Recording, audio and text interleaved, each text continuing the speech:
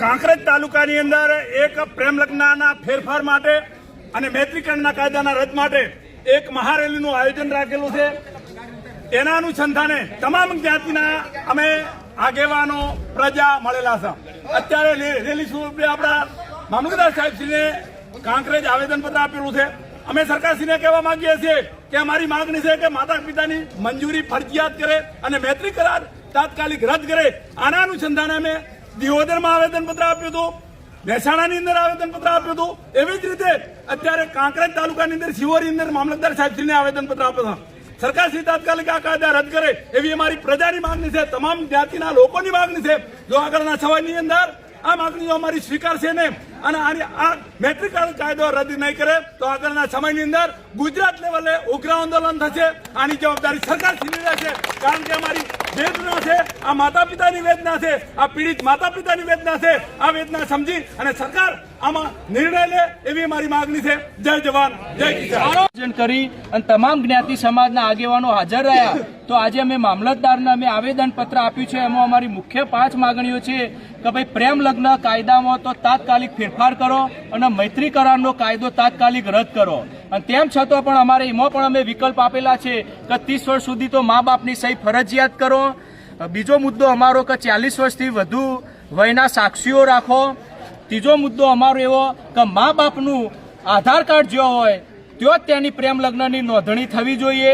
પછી ચોથો મુદ્દો અમારો એવો કે જ્યારે છોકરીઓ એવું કહેતી હોય પોલીસ સ્ટેશનમાં આવીને કે હું મારા મા બાપને ઓળખતી નથી, તો જ્યારે મા બાપને ઓળખતી ના હોય અને પાછળથી મા બાપની મિલકતમાં ભાગ લેવા આવતી હોય તો આવા તમામ જે લગ્ન થતા હોય મા બાપની ઈચ્છા વિરુદ્ધના મા બાપની સહી ના હોય તો સરકાર એવો કાયદો બનાવે કે મા બાપની સહી વગર કોઈ પણ લગ્ન થાય તો ઓટોમેટિક મા બાપની તમામ મિલકતમાંથી એને બેદખલ કરવામાં આવે. આવા તમામ પ્રકારના મુદ્દાઓ સાથે અમે અહીંયા મામલતદાર સાહેબને આવેદનપત્ર આપવામાં આવ્યું છે.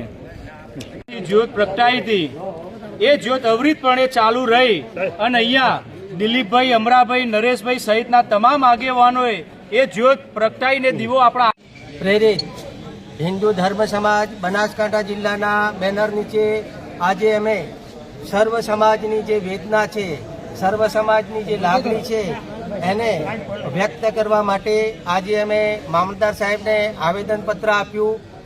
અમારી જે વેદના અને લાગણી સર્વ સમાજની છે તે છે કે હાલનો જે લગ્ન નોંધણી કાયદો છે એ કાયદામાં અમુક ત્રુટીઓ છે. આ ત્રુટીઓ દૂર કરવા માટે અને આ કાયદો સુધારો કરવા માટેની અમારી માગણી છે કે આ કાયદામાં સુધારો કરવાનો. આમાં અમારો મુખ્ય મુદ્દો છે કે જે લગ્ન નોંધણી થાય છે એમાં મા બાપની સંમતિ લેવામાં આવતી નથી. મા બાપની સંમતિ ન લેવાના કારણે જે સગીર વયની દીકરીઓ અને નાની ઉંમર 18 વર્ષની દીકરીઓ જેમને કોઈ સમજણ નથી એવી દીકરીઓ જે ટેકનોલોજીના અને મોબાઈલના રવાડે ચડીને જે આવારા તત્વો અને બધા એવા છોકરાઓની સાથે જે સુખી સંપન્ન ઘરની અને ગરીબોની દીકરીઓ જે ભાગી જાય છે એને અટકાવવા માટેનો અમારો સર્વ સમાજની આ માગણી છે. આમાં અમારા મુખ્ય મુદ્દાઓ છે કે મા બાપની સંમતિ લેવી, લગ્ન વખતે દીકરીની ઉંમરનો બરાબર ચકાસણી કરવી અને એની 30 વર્ષની ઉંમર સુધી આ સંમતિ લેવી, 30 વર્ષની ઉંમર સુધી લેવી. એના પછી એની સંમતિ ના લેવામાં આવે તો પણ કંઈ વાંધો નથી. અને એમાં જે સાક્ષીઓ છે એ સાક્ષીઓની ઉંમર 40 વર્ષ સુધીની હોવી જોઈએ, કારણ કે આ જે લગ્ન થાય છે એમાં સગીર વયના છોકરાઓ અને નાના છોકરાઓ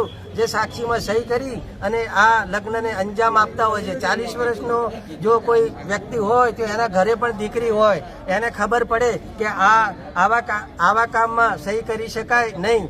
અને બીજી અમારી જે સાક્ષીઓ છે જે તે એના ગામના વિસ્તારના જ હોવા જોઈએ, જેથી કરીને ખબર પડે, લોકોને ખબર પડે. અને અમારો આગળનો મુદ્દો એ છે જ કે જે દીકરી લગ્ન કરતી હોય એ પોતા જે રહેતી હોય એનું જે આધાર કાર્ડનું સરનામું હોય એ કાર્યક્ષેત્રમાં જે લગ્નની નોંધણી થવી જોઈએ. આ તો કચ્છમાં જઈને સૌરાષ્ટ્રમાં જઈને નોંધણી કરે તો કોઈ મા બાપને કોઈને ખબર પડતી નથી અને મા બાપ ચોધાર આંસુએ રડતા દરેક ઓફિસની અંદર એને શોધતા ફરે છે. જો એના ત્યાં જ એનું કાયદેસર હોય તો ઘણું બધી અટકી શકે એમ છે. અને બીજી વસ્તુ એ છે કે લગ્ન કર્યા પછી દાખલો છોકરી માનતી જ નથી કે મારે ત્યાં જ લગ્ન કરવા છે, તો મા બાપની જે પ્રોપર્ટી હોય એની અંદરથી એ દીકરીનું નામ ઓટોમેટિક અથવા પિતાશ્રીની અરજીથી બેદખલ થવું જોઈએ. કારણ કે એ 50% હિસ્સો માંગતી હોય છે અને એ હિસ્સો આ જે લગ્ન કરીને ભાગી ગઈ હોય છે એવા લુખાઓ અને ટપોરીઓ જે છે એમના કહેવાથી હિસ્સો માંગતી હોય છે આ દીકરીઓ. તો મા બાપે કમાયેલો એની પ્રોપર્ટીમાં આવો હિસ્સો ના મળવો જોઈએ. આ માગણી અમારી સર્વ સમાજની લાગણી છે. આમાં કોઈ સમાજ એક સમાજની વાત નથી. કાયદા તથા મૈત્રી કરાર અંગે જરૂરી સુધારા લાવવા માટે આપના તરફથી જે આવેદનપત્ર આપવામાં આવ્યું છે, જે અત્રે સ્વીકારવામાં આવેલ છે અને આપની જે માગણી છે એ સરકાર સુધી પહોંચાડી આપવામાં આવે છે. ભારત માતા કી